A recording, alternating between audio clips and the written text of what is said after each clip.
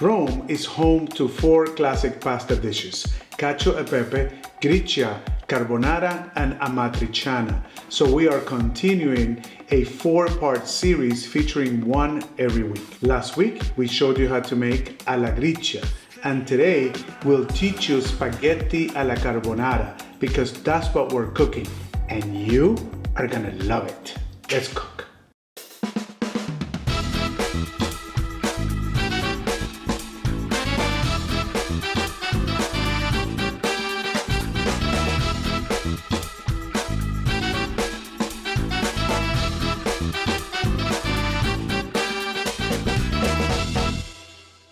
As we continue making Roman pasta dishes, we'll make probably the most famous of the 4, carbonara.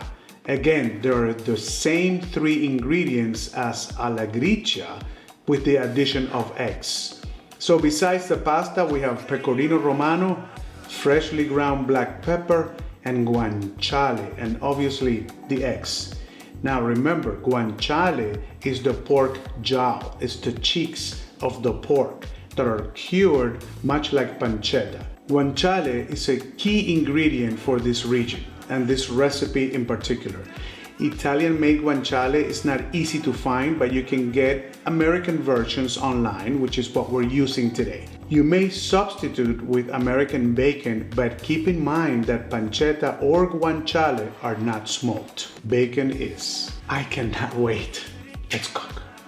First, let's get organized. The French call this mise en place, and all mise en place is having all the ingredients and the tools that you need right in front of you. Cooking is always about ingredients, time, and temperature. That is why it's so important to find great ingredients and pay attention to your temperature and technique. We'll prep all the ingredients and put them in what we call the conga line, which is just the order in which you're going to use them in the recipe. Mise en place is less stress. Let's prep.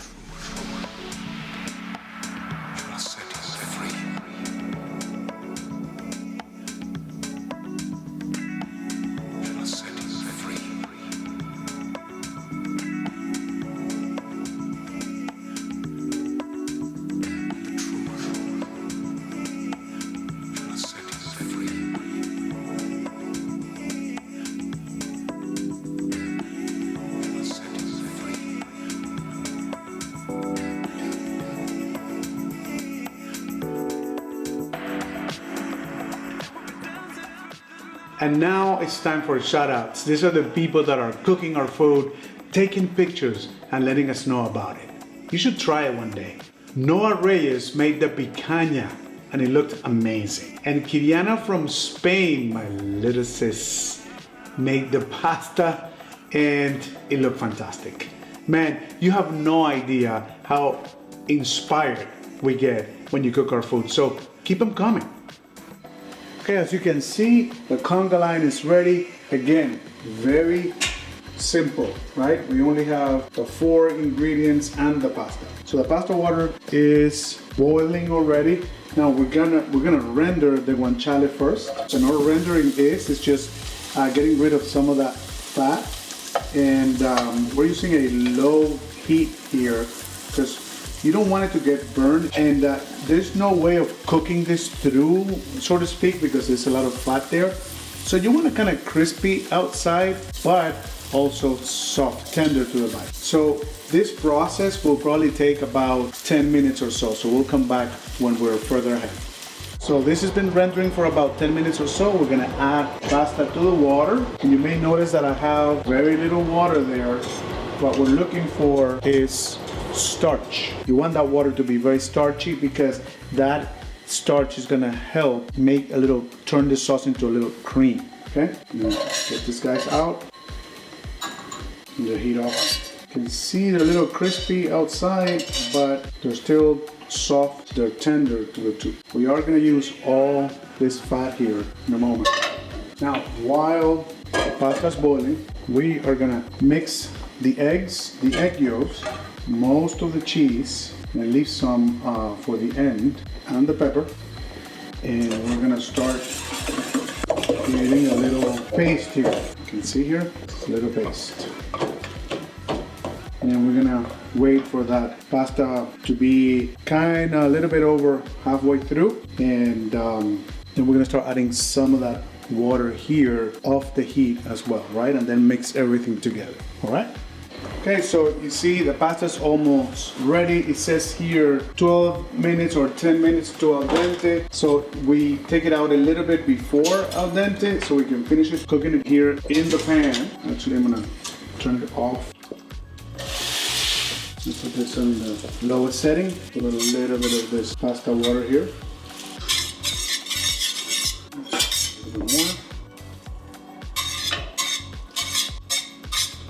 Increasing the heat a little bit. And more water. A little bit more water. Turn the heat off. Now what we're going to do is we're going to get a little bit of this water here. I'm going to turn this into a creamy paste. A little more. Okay, that over here.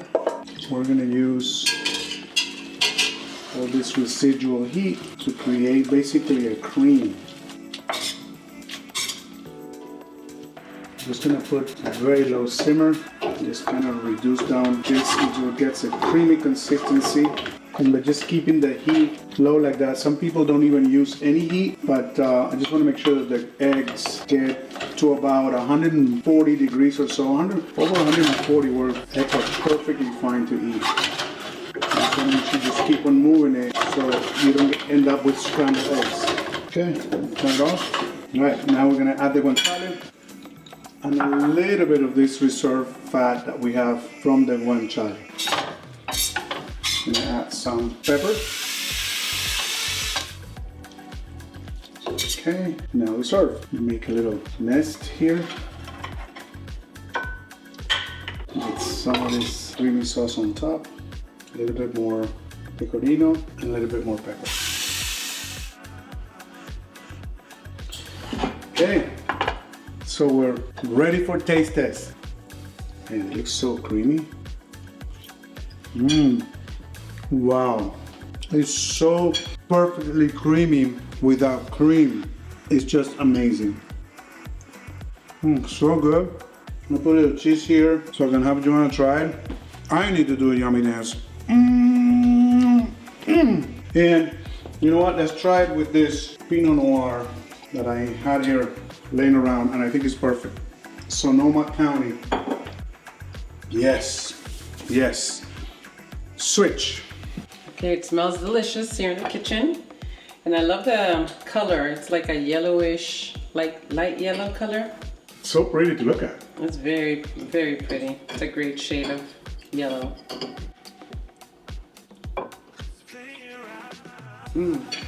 It's like a festival of flavors. Pecorino, guanciale, and the cream. It's like a custard made sauce. And I think it's beautiful. It's beautifully done. Pasta cooked perfectly. I think this pasta will make you really happy.